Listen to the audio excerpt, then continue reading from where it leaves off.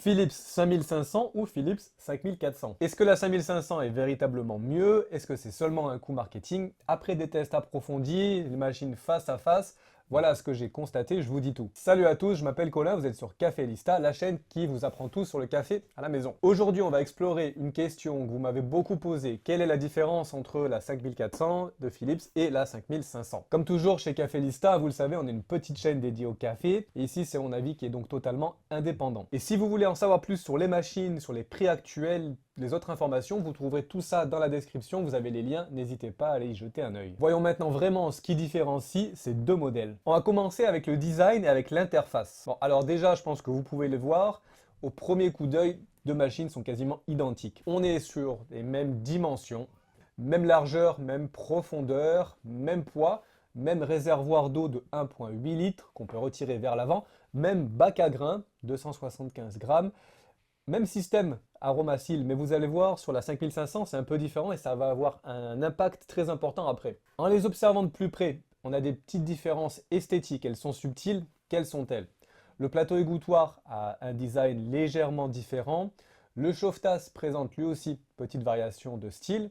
On peut voir qu'on a le logo Latego sur la carafe 5500. Sinon, à part ça, les matériaux restent identiques. Et puis aussi, on a donc la buse café légèrement différente, grise sur ce modèle-là, noir sur l'ancien modèle. Côté interface, les similitudes continuent. Les deux machines ont un écran qui est très similaire, quasiment identique. On a des boutons tactiles qui sont placés à peu près au même endroit. C'est un peu différent sur la 5500 puisqu'on a plus de boissons, mais on va en reparler. On a aussi la même trappe à café moulu sur les deux machines placées au même endroit. Et enfin, les deux modèles proposent aussi 4 profils utilisateurs et on a aussi un profil invité, donc la même chose. La seule vraie différence notable, c'est le son du bip lors des interactions sur la machine, mais bon là non plus, on n'a pas de réelles conséquences sur l'utilisation. Écoutez.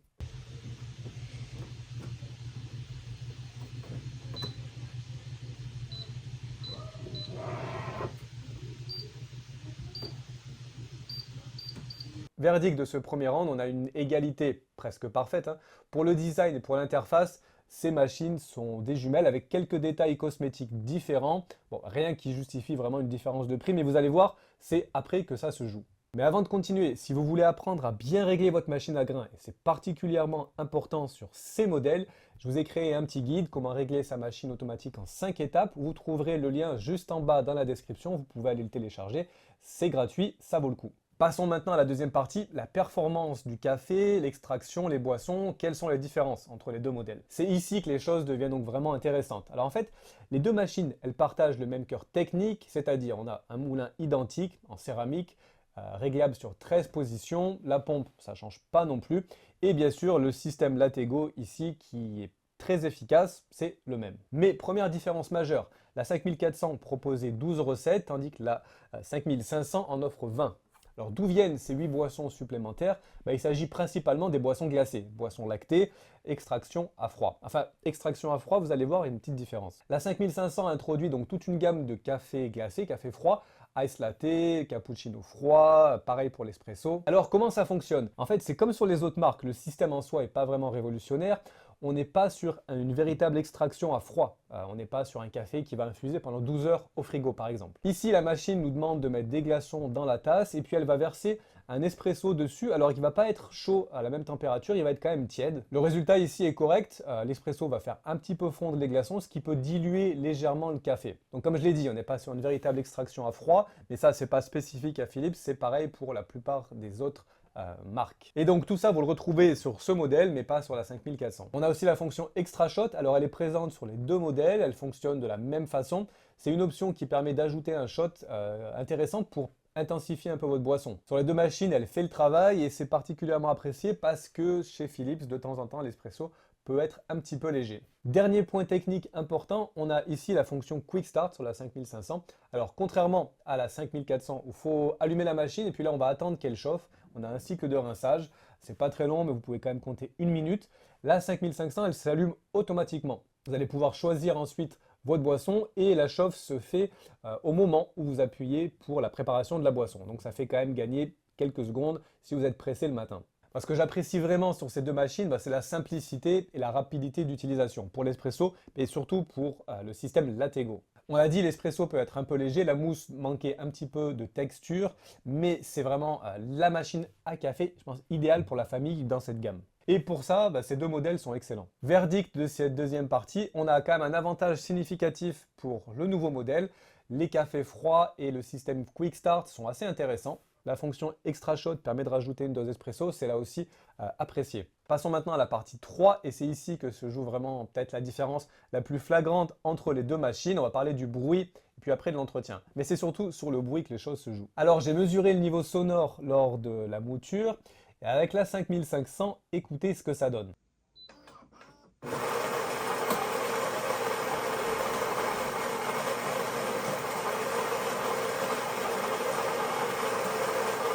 On a donc un pic entre 70 et 72 décibels.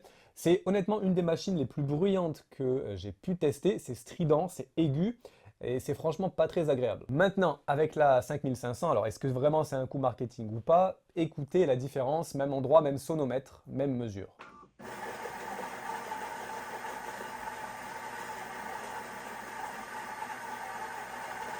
On a donc ici un pic autour des 60 décibels, différence qui peut sembler assez modeste sur le papier, mais c'est énorme à l'oreille. La 5500 en fait intègre donc une technologie brevetée, la Silent Brew, avec une isolation sonore. On a aussi un changement au niveau du couvercle qui est différent de celui-là et qui fait une grosse différence en termes de bruit. Donc ici, je peux vous rassurer, oui, la 5500 est vraiment beaucoup plus silencieuse. On n'est pas seulement sur un coup marketing. Conclusion, si vous faites du café très tôt le matin et que ça dort par exemple encore chez vous, ou si vous avez un espace un peu réduit, c'est une différence qui peut être assez importante. À noter par contre que la pompe fait encore un peu de bruit, ça n'a pas été autant baissé que le moulin par rapport à l'ancienne version, mais c'est quand même pas aussi fort. Côté entretien, alors là les deux machines sont vraiment similaires puisqu'on a le même système AquaClean qui permet de limiter le détartrage. On l'a dit, le même système Latego, le même entretien, c'est-à-dire 2 pièces, un nettoyage en 10 secondes sous le robinet, donc c'est très rapide. Pour les deux machines, le bloc café se retire, il se nettoie une fois par semaine, il doit être graissé tous les 2 à 3 mois, c'est pas très difficile, mais attention à ne pas l'oublier. Alors verdict pour ce troisième round, ici on a quand même un avantage majeur, sérieux,